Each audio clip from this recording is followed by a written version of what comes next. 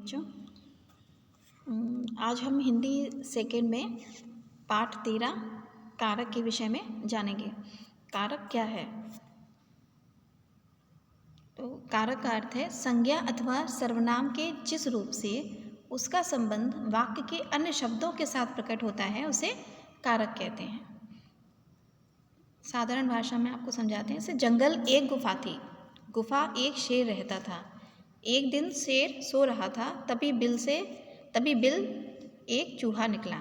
तो ये जो वाक्य है वो पढ़ने से आपको अभी समझ में नहीं आ रहा है। तो ऊपर के वाक्यों में कुछ कमियां हैं, इनमें कुछ कमियां हैं जिसके कारण आपको पूरा वाक्य, पूरा अवतरण है जो वो समझ में नहीं आ रहा है। अब हम इसको इस तरह से पढ़ेंगे। जंगल में एक गुफा थी, गुफा में एक शेर रहता था। एक दिन शेर सो रहा था, बिल में से एक चूहा निकला। वह शेर की नाक पर कूदने लगा। शेर की नींद खुल गई, वह गुस्से में आ गया। उसने चूहे को पकड़ लिया और खाने को तैयार हो गया। अब ये अनुच्छेद जो है, ये जो वाक्य हैं, ये आपको पूरी तरह समझ में आ गए हैं। तो यह उन शब्दों के प्रयोग से संभव हुआ है जो संज्ञा अथवा सर्वनाम का संबंध वाक्य के अन्य शब्दों के साथ बताते हैं। उन्हें कारक चिन्ह अथवा विभक्तियाँ कहा जाता है। कारक चिन्ह के भेद। कारक चिन्ह के 8 भेद होते हैं। कर्ता कारक, कर्म कारक, करण कारक, संप्रदान कारक, अपादान कारक, संबंध कारक, अधिकरण कारक और संबोधन कारक।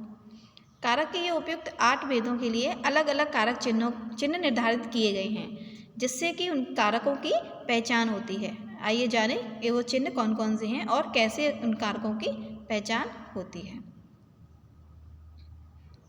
विभक्ति, कारक, कारक चिन्ह और प्रश्न। प्रथम विभक्ति। कारक, कर्ता कारक। कर्ता कारक का कारक चिन्ह क्या है? ने। कर्ता ने। ने अर्थात कौन या किसने प्रश्न आता है उसमें। ठीक है, किसने किया, कौन जा रहा है। ठीक है। दूसरा है कर्म कारक। कर्म कारक को। कर्ता का है कारक चिन्ह ने, कर्म का है को। करण कारक, करण कारक के है से द्वारा, से या द्वारा, ये किसके द्वारा या किससे। संप्रदान कारक को, के लिए।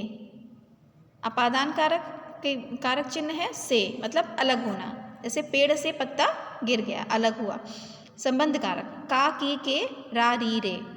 अधिकरण कारक मैं, पर, किसी के ऊपर या किसी के अंदर, किसमें या किस पर। संबोधन कारक हे, ओ, अरे, मतलब किसको पुकारा।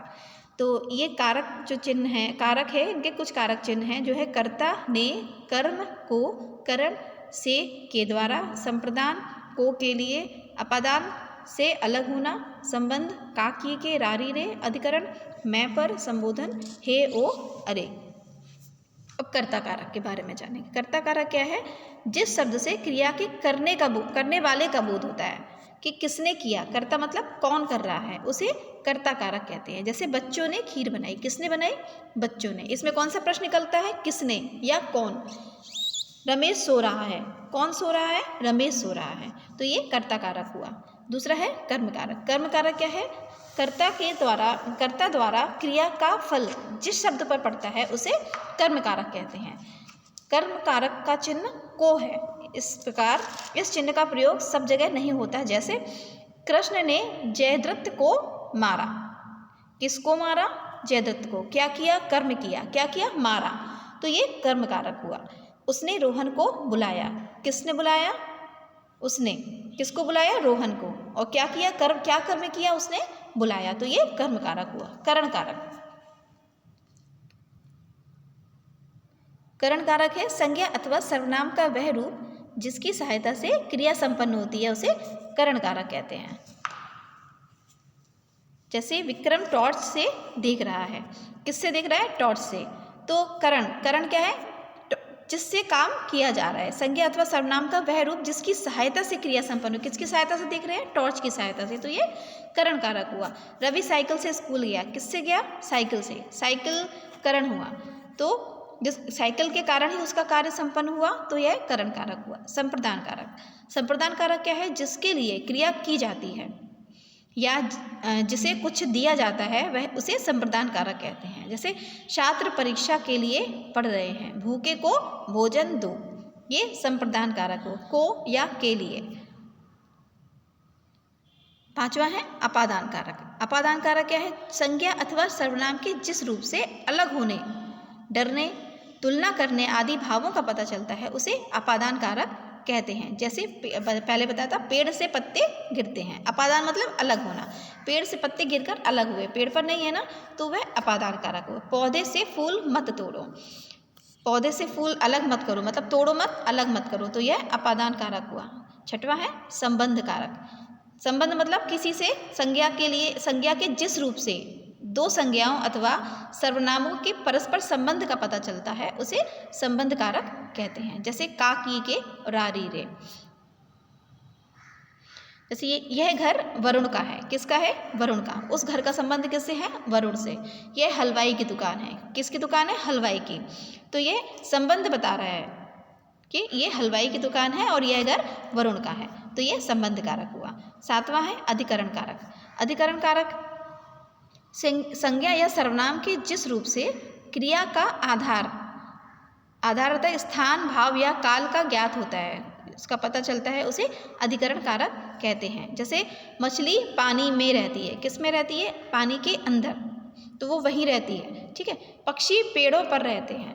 दीवार पर बंदर बैठा है और पक्षी आकाश में उड़ रहे हैं। तो इस प्रकार संज्ञा या सर्वनाम के जिस रूप से क्रिया का आधार मतलब कि वह किस स्थान पर है, उसका भाव क्या है, काल क्या है, इसका ज्ञात होता है, उसको अधिकरण कारक कहते हैं। लास्ट है आठवां और आखिरी है संबोधन कारक। संबोधन कारक क्या है? हे, अरे। संज्ञा या सर्वनाम का वह रूप जिससे किसी को संबोधित किया जाता है। जैसे अरे तुम आ गए, अरे उसे संबोधन कारक कहते हैं। जैसे अरे रामा इधर आओ, अरे यहाँ सुनो, हे ईश्वर मेरी रक्षा करो, हे सुनीता सुनो, हे सुनील सुनो। तो ये क्या है? ये संबोधन कारक है, किसी को बुला रहे हैं, संबोधित कर रहे हैं, तो ये संबोधन कारक हुआ।